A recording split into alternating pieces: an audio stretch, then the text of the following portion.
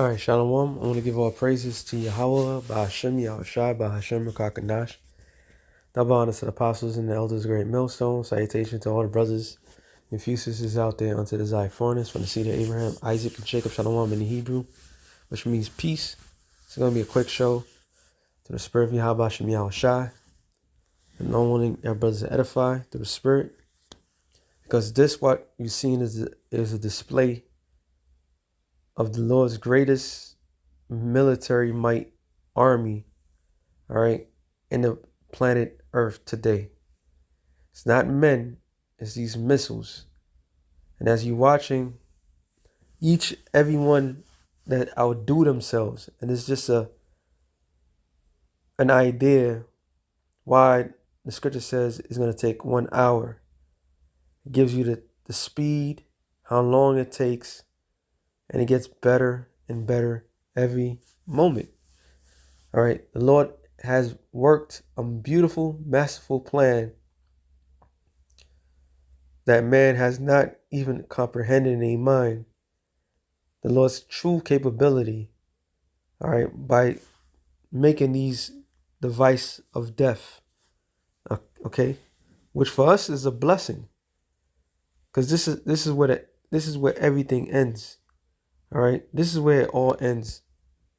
Shout out to the brother Gabar. He didn't put in the chat. He's like, yeah, just go to his page. But hey, this is the right idea. This is the right look. All right, kind of remind me of Dragon Ball Z when you see like some of the characters fly fast as hell, but each one is outdoing themselves. Each particular missile is outdoing them, the last one. And this technology, this science, this masterful this blessing, all right, this knowledge was bestowed into man. Matter of fact, let me get that real quick. Through the Lord. Job 30 or 33, Slacking. I'm using my other phone. I'm gonna let this play so you can get the visualization of what all men and women should be in great fear of, and knowing that it's coming from above. Job 33 and 14. For the Most High spaketh once, yet twice, yet man perceiveth not. And the dream and the vision of the night, when deep sleep fall upon man, and the slumber upon their bed. Then he openeth the ears of men. Then the Lord opened your ears, all right? And the slumbering upon the bed. Then he opened up the ears of men and sealeth their instruction. So Oppenheimer, all right, that film that came last year that was controversial. Some people had to leave out the theater. They were so disgusted and everything like that. Even in that film, it showed you that it was a vision that he saw. But where did this vision come from? This vision came on high. All right. And these are the tools, the weapons to make Babylon the Great a giant desert upon the earth. All right. So the Lord used men to create his weapon. As Isaiah 54:16, behold, I have created a smith that bloweth the coals in the fire. What is that smith? A smith is a scientist, what we call scientists today. So the Lord created the scientists to create something like this. And this is a two-front operation, because when Oppenheimer did it, they had to literally use a plane, all right, and drop the bomb the way they did in Hiroshima and Nagasaki. Fat Man and Little Boy. They had to use a plane to drop it. Now with this technology, I believe, I forgot the guy's name, Salakia, who created the rocket, and it was a show, Salakia. As soon as, if I can remember it, something, damn, I forgot his name. Well, he had a vision to create a rocket. Okay, so his vision was what? a rocket to go to the moon, so to speak. I forgot this guy's name. I'm gonna look it up on my other phone. And it was heavy. It was a show that was displaying it. I think it was a Netflix show or one of those channels. He was part of the a cult group, the Lima. Okay, something Perry. Lima, not Perry Mason. And part of being that group, which was, if you don't know what the Lima is what Aleister Crowley created. Or was it, I think it was Albert Pike. He created that group. Okay? He created this particular group of the Illuminated ones. So, according to that show, he had a vision of the missiles going. So this is two front situation. All right. So I'm looking up in the other one. It says the man created.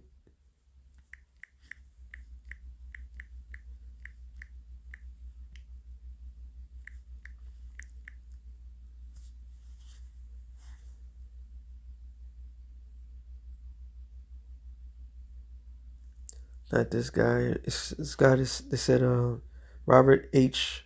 Gordon. That's him. One guy.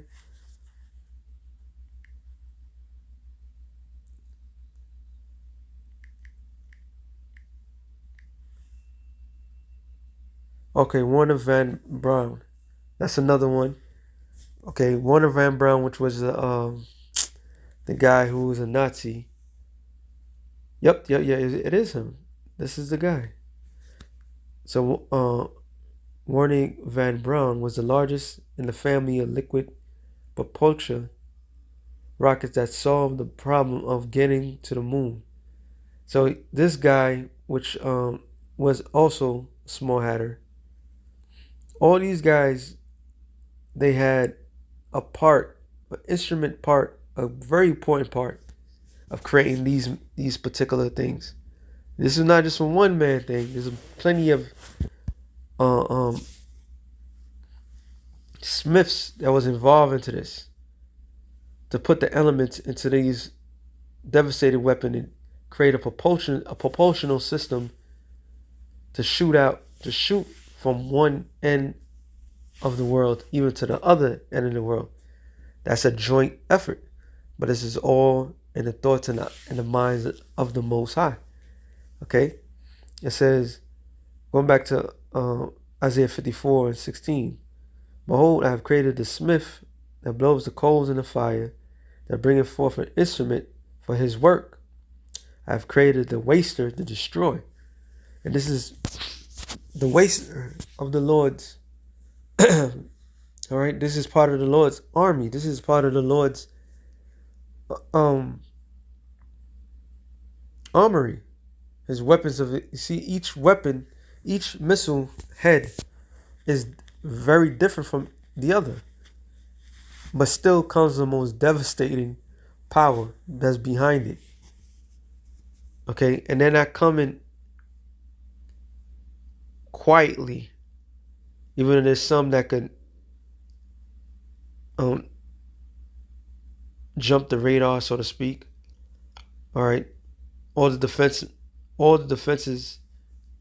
the defensive weaponry is not going to be able to slack you. When it does that, it's not going to be able to detect it. This thing that's about to come. And this particular scripture came to mind. Isaiah 5:26. It said he would lift up an ensign from the nations to the nations from far, and will hiss at them from the end of the earth. And behold, they shall come with speed swiftly. That's the first thing that came in my mind when I saw this. They come in swiftly. There's no defense against this. All right. There's not gonna be an iron dome that's gonna match missile with missile. None of that bull. This is going to be a devastating blow. It says, none shall be weary, nor stubble among them. None shall slumber, nor sleep.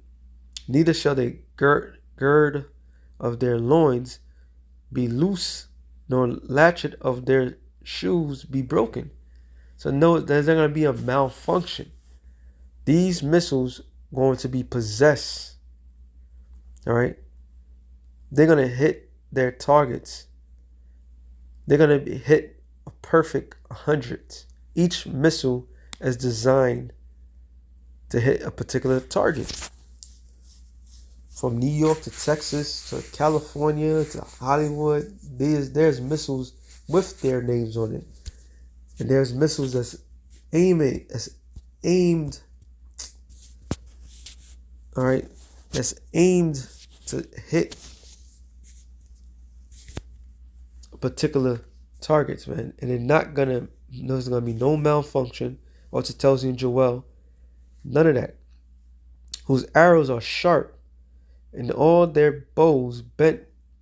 Their horses' hoofs shall be counted like flint, and their wheels like a whirlwind. Their roaring shall be like a lion. And I put the volume down, but just imagine how horrible this sounds. Okay? Like a roar of a lion. Swift, powerful. Yea, they shall roar and lay hold of their prey, and shall carry it away safe, and none shall deliver it. So whatever is going to hit is going to hit. And in that day they shall roar against them like the roaring of a sea. And if any look unto their land, behold darkness and sorrow, and the lights darken in the heavens thereof. Because the Lord is going to create what the scientists deemed is a nuclear fallout. All right? The Lord's going to get biblical on these people. He's going to completely turn the earth dark via the nuclear winter. Micah 5. I got to keep this going.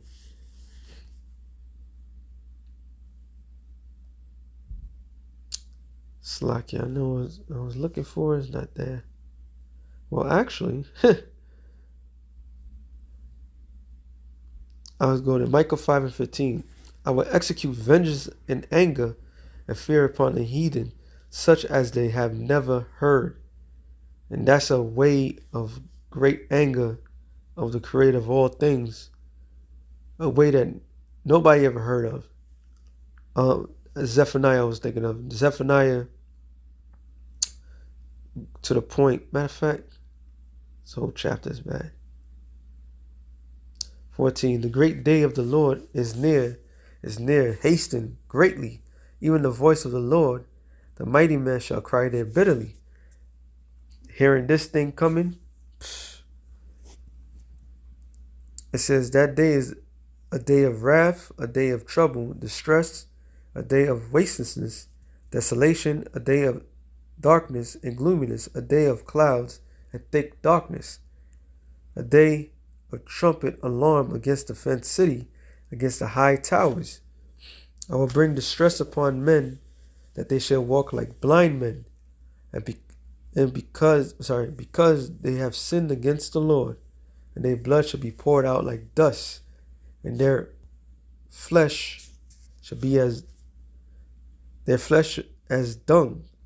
Neither silver nor gold shall be able to deliver them in the day of the Lord's wrath. But the whole land shall be devoured by fire of his jealousy. For they shall make even a speedy riddance of all them that dwell in the land. And this coming swift speed, or astronomical speed, out of this world speed, is going to take 1 hour to wipe these mother effers out. All right? 2nd Ezra 16, I'm going to the point, and 13. For strong is his right hand that bendeth the bow, his arrows that he shooteth are sharp, and shall not miss. When they begin to be shot into the ends of the world. So they're coming from all sorts of, these are international missiles. They come in all forms. All right. All coming from different languages for the plot of the Lord. It says, behold, the plagues are sent and shall not return again until they come upon the earth. It says, the fire is kindled, it shall not be put out till it consume the foundation of the earth, like as an arrow which is shot of a mighty archer returneth not backward, even so the plagues that shall be sent upon the earth shall not return again. And they're not going back to wherever they came from. Once they launch, they're launched. All right. Matter of fact, 2 more and I'm going to end it. Jeremiah 50.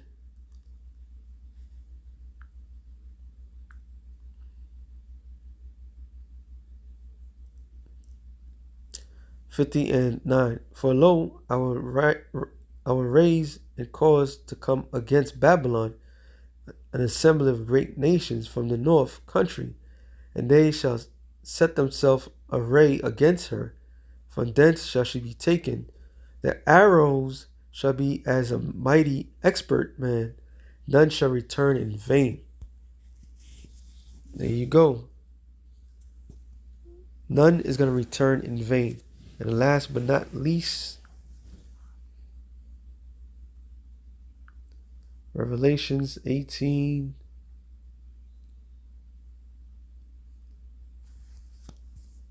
Make sure I get this right.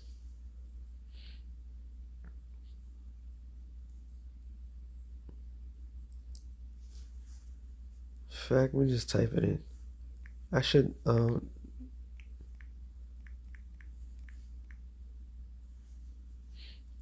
Revelations 18 and 10.